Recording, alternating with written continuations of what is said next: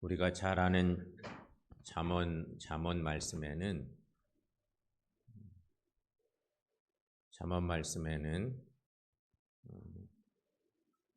말과 관련된 중요한 말씀들이 많이 있습니다. 하나님의 자녀들인 우리들에게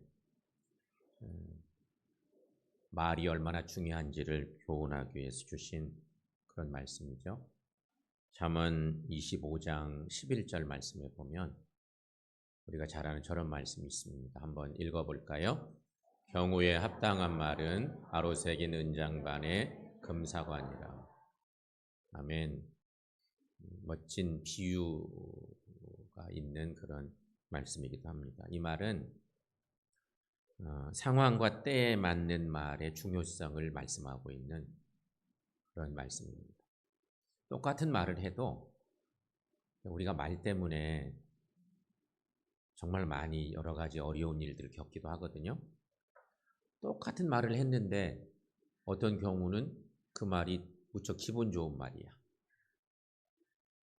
그런데 똑같은 말을 또 했더니 오늘은 그 일이 무척 기분 나쁘고 누군가를 마음 아프게 하고 걸림이 되는 말이 될 수 있어. 그래서 경우에 합당한 말이란 표현을 쓰고 있는 거죠. 성경에는 우리에게 정말 많은 약속의 말씀들이 주어져 있습니다. 하나님 우리에게 사랑하는 자녀들에게 수많은 약속의 말씀들을 주시는데 성경 말씀 중에도 똑같은 말씀이긴 한데 어느 때 받느냐, 어느 상황에 받느냐에 따라서 전혀 다른 그런 울림이 또 있곤 한데요. 오늘 우리에게 주신 본문의 말씀 방금 읽었잖아요. 오늘 하나님께 주신 이 본문의 말씀은 특히 오늘처럼 한 해의 마지막에 받는 그런 말씀일 때 더 큰 의미로 다가오는 그런 말씀이라는 거죠. 상황과 때에 맞는 말씀인 거겠죠. 오늘 주신 말씀 여러분 잘 알죠? 예수님이 비유로 주신 말씀들이 정말 많은데 어떤 포도원 주인이 포도원에다가 무화과 나무를 심었대요. 주인이 포도원 주인인데 자기 포도원에다가 웬일인지 무화과 나무를 심었어요.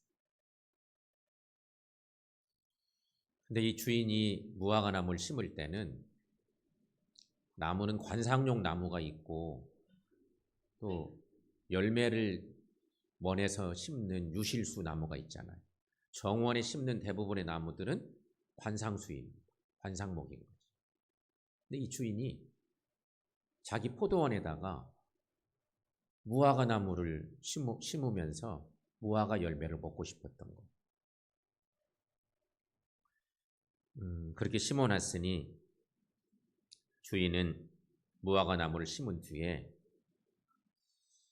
손꼽아서 열매를 기다립니다. 보통 유실수 나무들은 심어놓고 한 3년쯤 지나면 열매 맺는 나무들이 많습니다. 꼭 그런 건 아니지만 심어놓고 한 3년쯤 지나면 열매를 대부분 많이 맺는데 그래서 주인은 오늘 본문 7절 말씀을 보면 3년을 와서 이 무화과 나무에서 열매를 구하되 얻지 못했다. 그런 표현의 말씀이 있습니다. 심어놓고 3년을 기다렸습니다. 나무가 컸습니다. 3년쯤 기다린 거예요. 여기서 3년은 충분한 시간과 여건이 주어졌다는 의미가 있습니다. 꼭 3년의 시간적 의미는 아니고 주인이 자기 포도원에 무화과 나무를 심었다고 하는 것은 그리고 3년을 기다리면서 또 열매를 사모했다고 하는 것은 충분한 시간을 줬다고 하는 그런 의미죠. 그런데 3년을 기다려도 열매가 없습니다. 그래서 주인이 무척 실망이 됐습니다. 분명 열매 맺는 것을 기대하며 3년 동안 기다렸는데 아무 열매가 없으니, 포도원에다가 무화과 나무를 특별히 심었는데 아무 열매가 없으니 실망도 되고 화가 났습니다. 우리가 여기 우리 성도들 중에도 농장이 있는 분들이 계시잖아요. 농장에 나무를 심었어요. 유실수. 그리고 열매를 맺을 때까지 시간 계산해서 잘 돌보고 이렇게 살폈는데 열매가 없어요. 그러면 화가 나겠죠? 포도원 주인이었던 그분도 그렇게 화가 났습니다. 그래서 주인은 열매 맺지 못하는 무화과 나무를 도끼로 찍어버리라고 명령을 합니다. 그것이 오늘 본문 7절의 말씀인데, 자, 여러분 본문 7절 말씀을 한번 읽어보겠습니다. 포도원 지기에게 이르되 내가 3년을 와서 이 무화과 나무에서 열매를 구하되 얻지 못하니 찍어버리라. 예, 주인의 마음에 화가 좀 들어있어서 나무에게 좀 화풀이하는 경우도 있는 것 같아요. 야, 그거 찍어버려! 뭐 이렇게 말하고 있는 것입니다. 포도원 주인이니까. 근데 오늘 성경 말씀은 저기까지만 적어 놓은 건데 조금 더 자세히 보시면 한마디를 주인이 덧붙입니다. 그냥 놔뒀다가는 땅만 버리가 될까 걱정이니까 땅만 버리게 되겠다야. 그런 말씀을 덧붙이면서 역정을 냅니다. 하나님 아버지의 마음.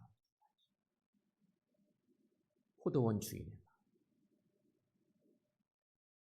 여러분, 실제로 무화과 나무는 영양분을 많이 먹는 나무 중에 하나래요. 나무가 자랄 때 영양분을 많이 이렇게 흡수하는 거예요. 그래서 그냥 내버려 두면 다른 나무에게까지도 나쁜 영향을 미칠 가능성이 높대.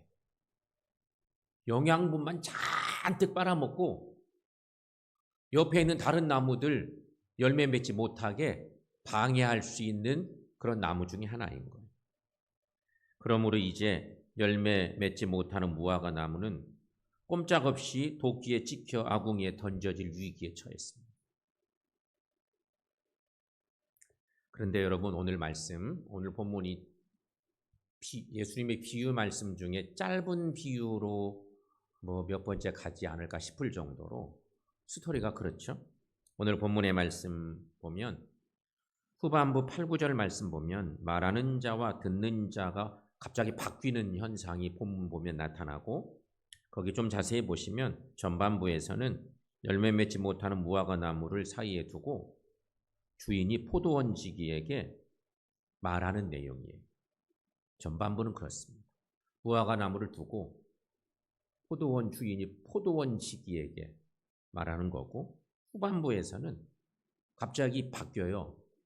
포도원 지기가 포도원 주인에게 청하는 내용으로 바뀝니다.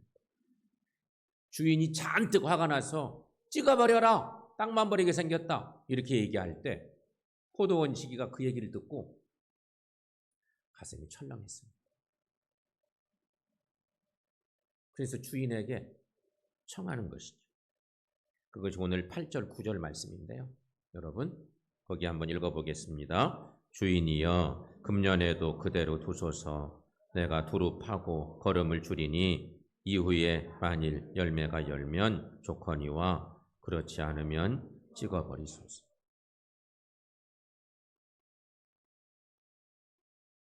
찍어버려라, 땅만 버리겠다. 주인의 마음을 포도원 지기가 읽었겠죠. 주인이 이렇게 화가 나 있는 거예요. 그런데 청하는 그 포도원 지기의 청함의 얘기 속에도 주인의 마음의 온도가 좀 담겨 있기도 하고, 만일 열매가 열면 좋은데 그렇지 않으면 그때 찍어버리죠. 뭐 이런 얘기인 것입니다. 여러분 여기 비유를 잘 보십시오. 주인은 포도원지기를 책망하지는 않습니다. 나무에게 문제가 있습니다. 무화과 나무가 열매를 맺지 못한 것은 순전히 나무 그 자체가 나빠서이지 포도원지기가 잘못해서가 아닙니다. 적어도 주인의 인식은 무화과 나무가 이미 3년이라는 충분한 시간과 여건이 주어졌음에도 열매를 맺지 못한 것은 나무 그 자체에 결함이 있기 때문이라는 거죠.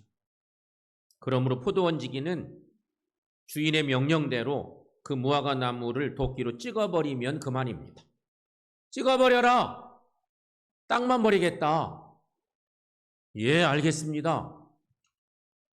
이래도 되는 거였습니다. 그런데 포도원지기는 주인 앞에서 무화과 나무를 적극 두둔하고 나섭니다.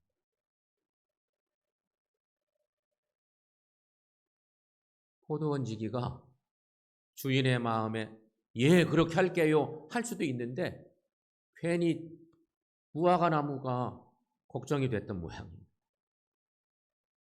무화과 나무를 보호하고 나서는 거죠. 원래 나무 자체가 부실하고 결함이 있기 때문에 그냥 제거해 버리면 끝납니다. 주인의 마음도 그렇고. 그런데 포도원지기는 또 한 번의 기회를 준다면 반드시 열매를 맺도록 만들어 보겠다고 자청하고 나서고 있는 것입니다. 포도원지기는 주인에게 나무 둘레에다가 구덩이를 파고 거름도 주어서 열매를 맺도록 해보겠다고 말씀을 드리고 있습니다. 주인님 앞에서 오히려 더 쩔쩔매고 막 간청을 하고 한 번만 시간을 더 주시면 좋겠다고 얘기하고 있는 이 포도원지기.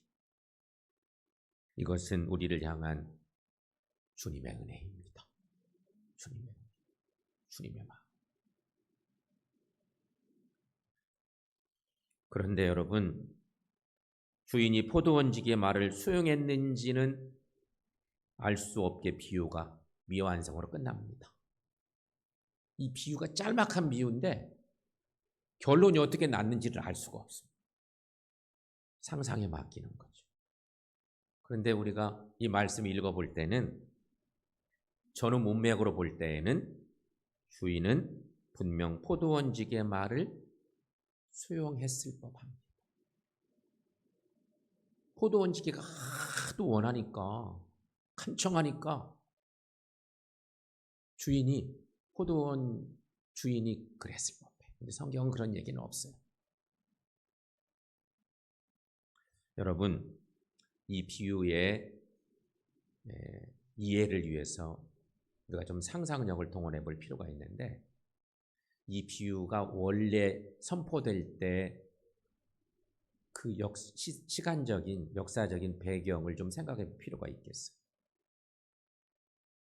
포도원 주인은 하나님이시겠죠? 무조건 하나님이십니다. 열매 맺지 못하는 무화과 나무는 누굴까요?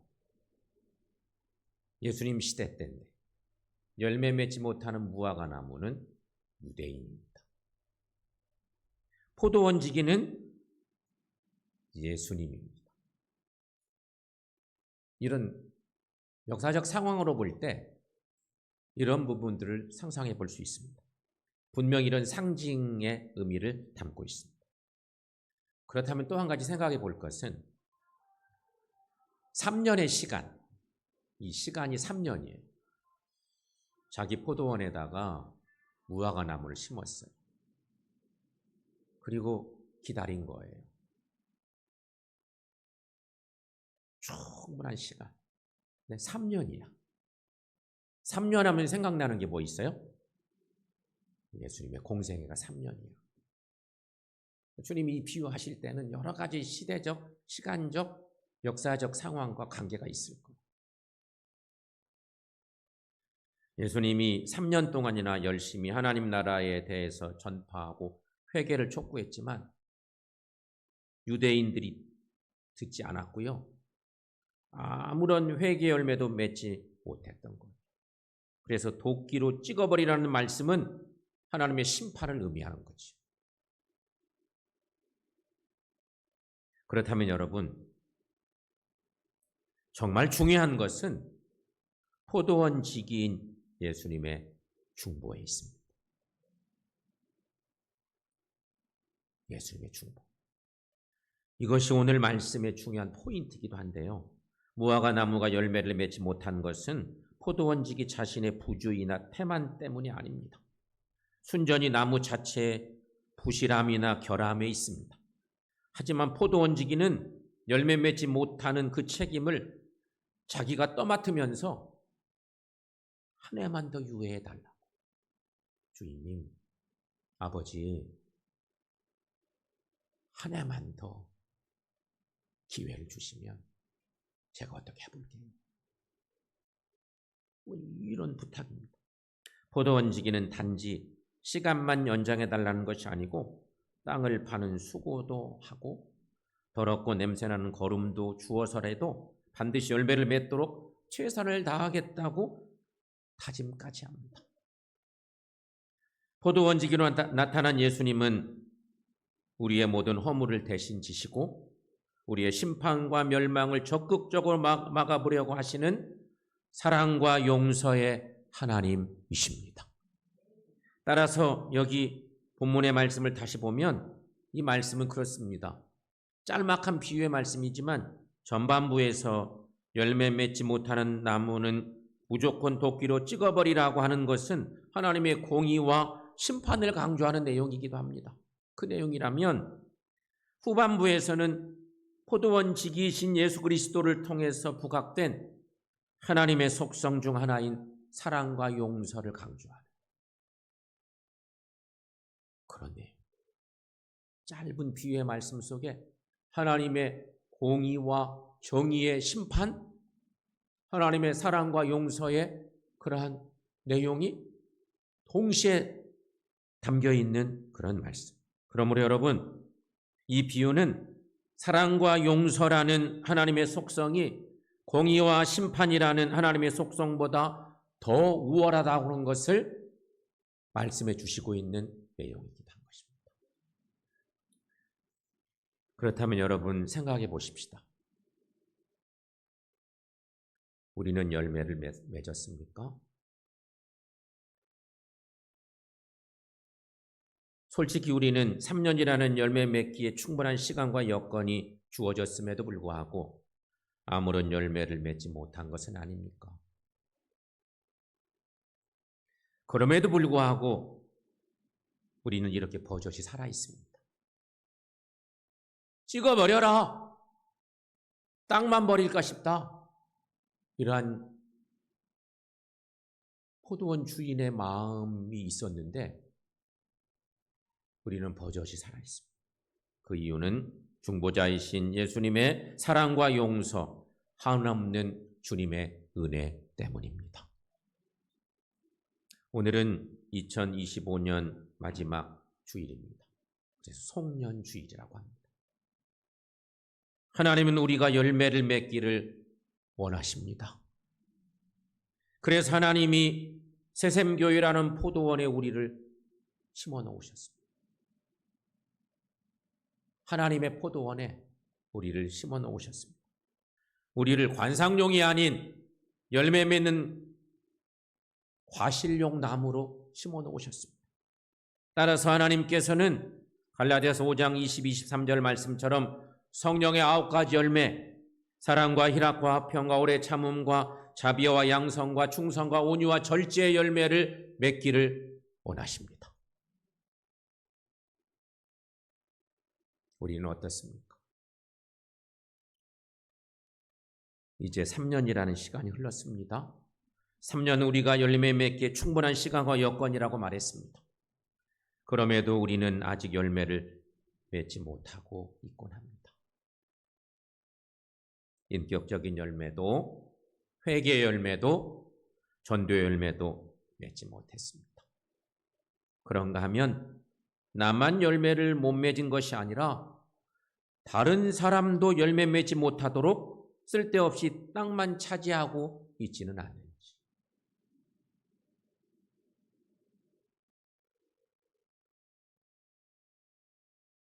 땅만 차지하고 있다. 이 표현은 여러 가지 조금 해석이 있을 법합니다. 내가 열매를 못 맺고 있는 것도 있는데 괜히 이상한 소리 자꾸 하고 막 그러면서 부정적인 말 하고 자꾸 그러면서 다른 사람도 열매 못 맺게 땅만 차지하고 영양분 많이 막 빨아먹으면서 다른 옆에 있는 나무들 열매 못 맺도록 하고 있는 그런 모양새, 그것까지 얘기하고 있는 거죠. 그래서 기다리다 못한 하나님께서 도끼를 높이 드셔서 우리를 모조리 찍어 심판하시려는 순간, 바로 그때 우리 예수님이 우리를 만류하시죠. 주인을 만류. 한 번만 시간 더 주시라. 꼭 열매 맺게 해보겠다. 다시 한 번 시간을 주시죠, 주인님.